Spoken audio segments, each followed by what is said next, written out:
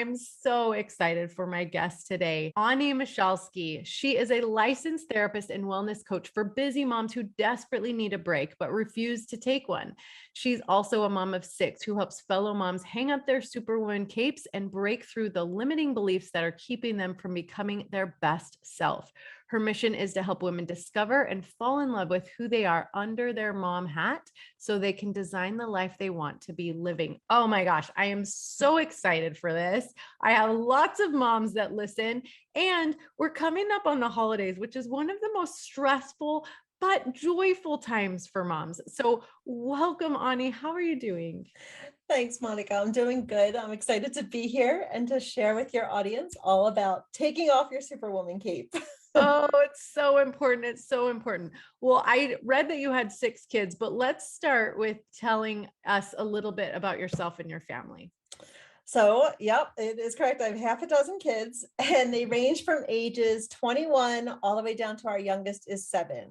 We've got a set of twins in there, 5 girls, 1 boy, and he's one of Wow. the twins. So he's got 2 older sisters, 2 younger sisters, and a twin sister. So he's either going to make a great husband or never want to get married ever. So we'll see. So we live in Montana, big sky country. I'm actually an East Coast native, though, born and raised in Philadelphia. We moved here 2009.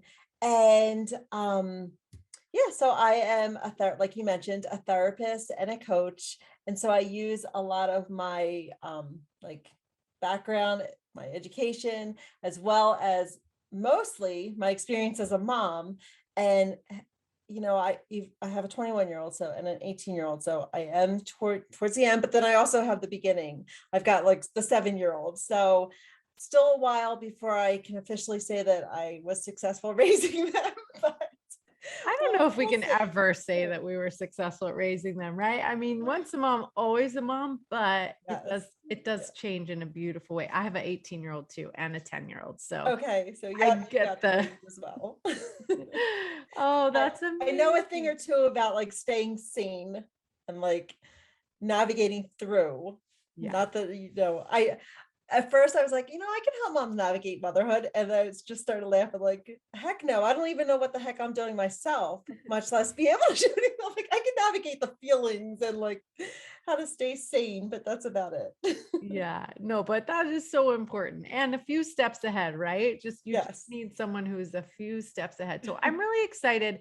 And I wanted to do this episode now because the holidays are upon us. And I know for me as a mom, like I'm the one that generally takes on the organizing and the planning and the making sure the holiday traditions and the events get, done. And this time of year can be especially stressful. So I wanted to create an episode that would give moms and dads some tools and strategies to be able to enjoy the holidays without all the stress that's associated with trying to be superwoman and super dad and make everyone's dreams come true.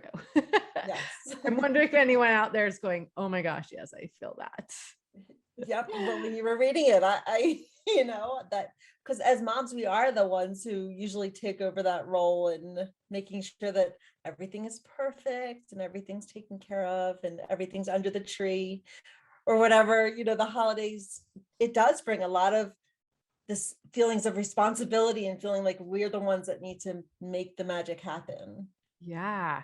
Yeah. I think as a mom, I kind of do take on that responsibility. Like I need to make the magic happen. So I thought we could start with just a general rundown of why, even when we start planning super in advance, this time of year can feel so stressful for the moms.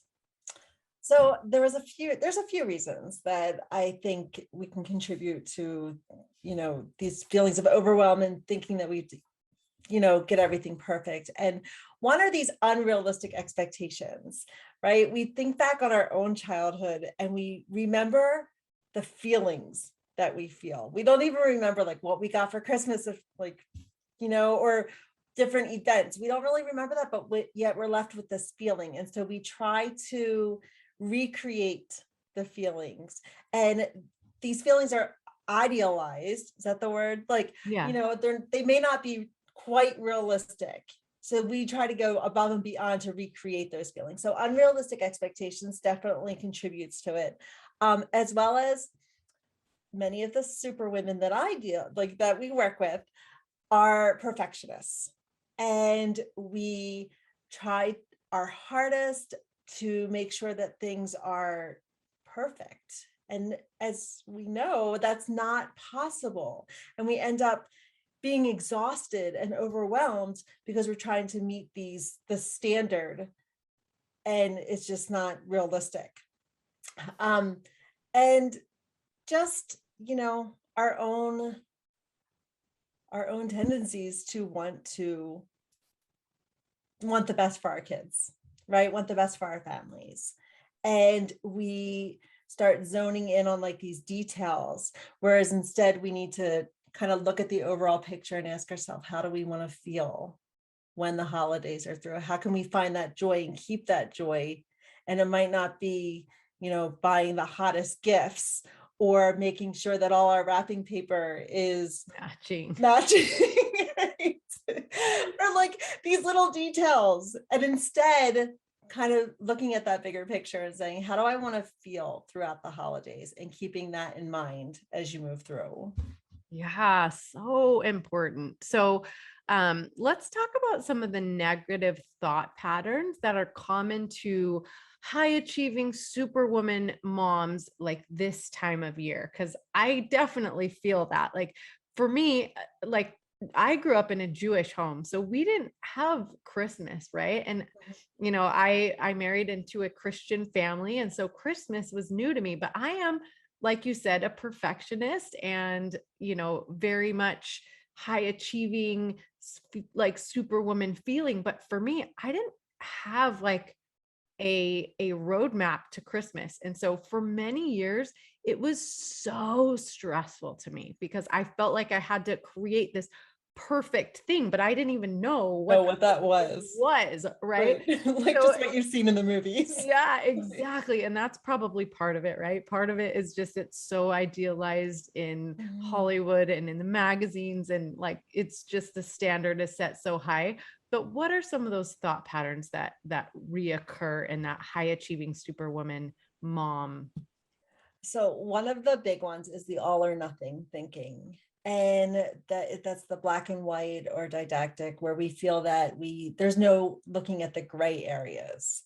And that's one of the things like that I just talked about, was like pulling out, instead of trying to like zero in on like getting all the details correct, like looking at that gray area and saying, can I still create this beautiful experience or this beautiful holiday for my family, and everything not be perfect? Like looking at that gray area and seeing like, well, what can I do different this year? Because that no matter how far in advance you are planning, that it's upon us and that it's going to come, the same date every single year. So what can you do different this year, instead of repeating those same patterns, and becoming aware of those thought processes that are happening, because our thoughts are actually impacting how we feel and what we do. Yes. The actions that we take. And so when we get to the bottom of what are we thinking and what are the beliefs that we're holding, which may be like, what should Christmas be like? That is a belief. And if you're believing something that's not quite realistic, that's going to impact how you feel and what you do. And so getting to the bottom of that and changing those thoughts and those beliefs are going to change everything else that follows afterwards. So unrealistic expectations in itself, like what we should be doing, that is a thinking pattern distortion. It's a thinking error that we experience. Catastrophizing, thinking that the kids will be ruined if they don't get everything they want, or when you're making a mountain out of a molehill, like things are really not. And that's why it's so important to keep in mind the big picture, so that you don't end up catastrophizing and feeling like, little things that are going wrong, like, oh, Christmas is ruined. And so making sure that you're aware of these thinking errors as they're happening. And sometimes you're not aware as they're happening. It takes that time to reflect on it, to realize that they're playing a role in those thoughts we're having. Yeah, so good. So I love how you call out the inner mean girl. Can you give us some tips and strategies for kind of how to put her in her place during the holidays when she's just telling you that you're screwing everything up and it's not going to be a great holiday? Yes. So the inner mean girl is that girl. I love the Mean Girls movie. And I feel like so feeling like that we have those self-doubts and self-criticism inside us. That's what I talk about when I say the inner mean girl. And so being aware that she's even there, that she's not always she doesn't always have your best interests in mind. And so realizing that those self-doubts, where are they stemming from? And can we change them? Because you have more power over that inner mean girl than you know. And so making sure that you're aware and challenging her again and again, being self-compassionate, practicing self-care, practicing acts of self-love are all going to be help to put her in her place. Yeah. So I love how you say practicing self-care. So like, how can we take the time for ourselves to refill and refuel so that we don't get burnt out and start resenting the holidays? Well, we do great with like scheduling holiday parties and going and decorating Christmas trees and like all of the things that we put on our schedule, that our calendars get packed around Christmas time, because or I say Christmas time, but around the holidays. Yeah. And Thanksgiving too. yes, exactly. It starts at Halloween at this point. Like, Yeah. I was looking at Facebook events the other day and I'm like, oh my gosh, there's so many harvest fests and parties and haunted houses. And like, so it starts in October, and it seems to get earlier and earlier every year. But when you're looking at your calendar and you're seeing it get filled up, that's the time when you need to start scheduling in time for yourself. Whether that is half a day or just in your everyday planner, blocking out an hour to go for a walk or to sit outside on your front porch and enjoy the colors of the fall leaves, and making sure that you're incorporating time for yourself, because you're never going to find time. You can't, self-care isn't something that you're going to squeeze in, especially as busy parents. We don't have the time to like do things for ourselves. So when I'm talking with other moms and other dads and they're saying, oh, I don't have time to do things that I love, or sometimes they don't even know what it is they love, it's not because they don't have the time. Like, it's not, they say they don't have the time, but it's not that. We all have 168 hours in a week, 24 hours in a day. We all have that same time, but we need to realize that we need to recognize that we are important enough to focus on. We have to make that time to fill our bucket, to refuel and be our best self. And it starts with making that time in your calendar, writing it down, just actually putting date with self, my me time, self-care time, whatever it is that speaks to you, scheduling it in, blocking it, and protecting it, right? Protecting that time, making sure that things aren't going to push it out of the way or take over on your priority list. I love that so much. And I want to like put a plug in, because I'm all about prioritizing your marriage, right? Yes. You have to prioritize yourself first, because you can't show up for your partner filled up if you're empty. Yes. Then you've got to prioritize your marriage, even in the busy holiday season, right? You've got to put each other date night. I know on the calendar. Date night. Do not skip that. Protect that. It is fierce.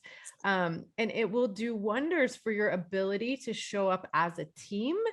And that's really what your kids are going to remember about the holidays, right? They're going to remember that feeling. Exactly. Did mom feel joy and enjoy the holidays? Did mom and dad work together to really make the holidays special, right? They're, if you're constantly bickering because you're not prioritizing each other, that's definitely going to thwart all of your best laid plans to make the holidays amazing, right? Absolutely. Absolutely. You fill your bucket. You have to make sure that you are filled to the point of overflowing, so that you can create that special holiday for all of those people that you love and care for. And so when I do talk about self-care, right, it's not just like, oh, mark on your calendar and get a bubble bath. Like, it's the physical, spiritual, emotional, intellectual, and social self-care. And social self-care is what you focus on mainly, Monica, is the relationships and building, fostering, growing the relationships in your life. Yes. Oh, so important. So I know for me, when I start to get really busy on and focus on those endless to-dos, because I feel like the holidays is like the most important, like everything on the to-do list is just like super, super important, right? It's sometimes really hard to sleep. And it seems like my head hits the pillow. And even though I'm totally exhausted, that's when those ideas start to download. And then I don't sleep very well. Do you have any advice for just getting better sleep during this time of year? Absolutely. In fact, I created an entire course about this. And because sleep is the foundation of self-care, because you need to get a good quality night's sleep in order to function the next day. And so one of the reasons why your mind starts flooding with thoughts and worries the moment your head hits the pillow is exactly because we fill our days with so much things to do. Our to-do list gets longer around the holidays. So our mind is going to process our feelings and our thoughts and our worries. It needs that time. And when we don't give it to it during the day, because we're filling it with everything that we think we need to do, when our head hits the pillow, it's like our mind says, oh, it's finally time to process. It's finally time to like solve the world's problems, because you filled it with so much stuff during the day that we didn't have time to do it during the day. So let's do it right now while you're laying down resting. And so one way to counter that is to schedule your time during the day. Make time during the day, like we were just talking about, that's that time for self-care, so that you can process your thoughts, you can, meditate, you can actually hear yourself think, which as parents, that time is so limited, which is why it's important to make sure that you are getting it each day, so that when you get to sleep, when you finally lay down and your head hits the pillow, you're not trying to solve the world's problems. You're So not trying to that's figure really it all out. interesting that you say that, because I actually use my exercise time to Yep. process. And And that's like a double whammy, Monica, because it so makes me funny. more tired, but it also gives me that time to process. So I'm Yes. not doing it when I go to bed. It's in my business. It's really funny because every time I come from like the gym, or even this morning I went for a walk around the neighborhood, I came back, I'm like, I should get on a Facebook Live right now. And like, because I just thought of like all of these great thoughts while I was thinking, or when I come out of the gym. And I'm like, it seems that every time I jump on to share something with my Facebook group, or share something with somebody people that I want to serve, it ends up being just after I get done exercising, because I'm just alone with my thoughts. Yeah. And that's when you do your best thinking. And that's what I'm talking about, that processing, giving yourself that time. So yeah, Yeah. it's why you're exercising, or why you actually are giving yourself that time to think. Yeah. So actually my number one tip would be, like, I feel like, because I'm a pretty avid gym user. I mean, I go to Mhm. the gym like pretty religiously. It's just part of my routine. But the times I'm most tempted to not go to the gym is when I feel You're busy. busy during the holidays. But that's actually the most important time. And what I've noticed in years and years of this cycle is that the gym gets real empty during the holidays, Yeah, right? Like until I'm January there because 1st I or forced January my 2nd. yeah, I'm there because I forced myself to go. And I realized, like, there's a lot of people I think that fall prey to that. Like, oh, I'm too busy for the gym. But that's when it's the most Yes. important, right? Keep your exercise routine through the holidays, because that's really going to help all of that, right? It's going to help with your sleeping. It's going to help with your joy. It's going to help, create all of those the endorphins and Yes. happy chemicals that Yep. come, right? So do Yep. not give up your exercise routine. I agree. Absolutely agree. Because sometimes, like when we're working on, and that's another thing, like the super moms, like we, or super women, like we tend to be people pleasers. Mhm. And we want to make sure everyone is taken care of and everyone's happy. And so sometimes that means, well, most times that means that we end up putting other people's needs in front of ours. Mm. And so when we are able to hang up our cape, we start making ourselves a priority and protecting that time. because I'm not saying like take care of yourself more than you take care of your family, but make sure that you're prioritizing yourself as much as you are prioritizing your family. Well, And that means protecting your time, going to the gym or taking a walk or, sitting outside. If you enjoy reading, like whatever your self-care is, making sure that you protect that time and continue to do it through the holidays, because like you just said, that's when you need it the most. When you're ready to give it up and you're like, no, you've got to remember that you need that full bucket. Yeah, you just nailed it. I think the most important things for super moms to remember is that you can't serve from an empty cup. No. And so if you are completely depleted in the name of serving everyone, you're not doing anyone any good. Yes, No. so important. Okay. So if you, Onnie, had the undivided attention of all the superwomen out there for just a few minutes, what is the most important advice you could give them about staying present and enjoying the holidays this year? So you just brought up the two things about being present and enjoying, which is a derivative of the joy. And going back to, we choose, I don't know, have you ever chosen a word for the year? Yes, my Okay. passion. Okay. I think mine this year was intention. That was my word for 2021. But, what about choosing a word for the holidays that encapsulates that feeling that you want to feel? And just like we would do if we had a word of the year, like I put it in the front of my planner and I'll put it on the wall, like get that word and use that word as a guide, as a compass, as you start putting things on your calendar and say, will this activity bring me joy? Will this help me be more fully present with my family or show up for myself or for those I love, for my relationship, like for my spouse, and using that word as your guide to help you, get through it, but get through the overwhelm and, possibly, I don't think we could ever escape the overwhelm, because I think no matter how much mental preparation we do, there's still things that are going to come up that lead or contribute to the overwhelm. So, I hesitate to say, oh, we'll escape the overwhelm, because that takes much deeper. I think that really is like changing a lot of beliefs that we hold and really digging deep. But I think just keeping that word and using it as a guide is, how do you want to feel? I love that. And you can come back to it several times. Like you can think about it in the morning and then at night, like how'd I do? Right. Yeah. That kind of goes with that intention, like, going off my word for 2021 is the intention. Oh, good. And like setting that intention of how do I want to feel at the end, not even at the end, but through the holidays. Yeah. Oh, that's so good. I love that advice, Onnie. I feel like that is one tangible thing that each of us can go do. Like right now is come up with your word for the holidays and use it as our compass and our guide. So good. Amazing. Amazing. Onnie, thank you so, so much for your time and for your expertise and helping light the way, right? It's hard to be a super mom, but we can all do it. We can do it. We can do this. We can hang up our capes and get through it together. Yes. Thank you so, so much. To learn more ways to deepen your intimacy and strengthen your relationship, make sure you watch this video next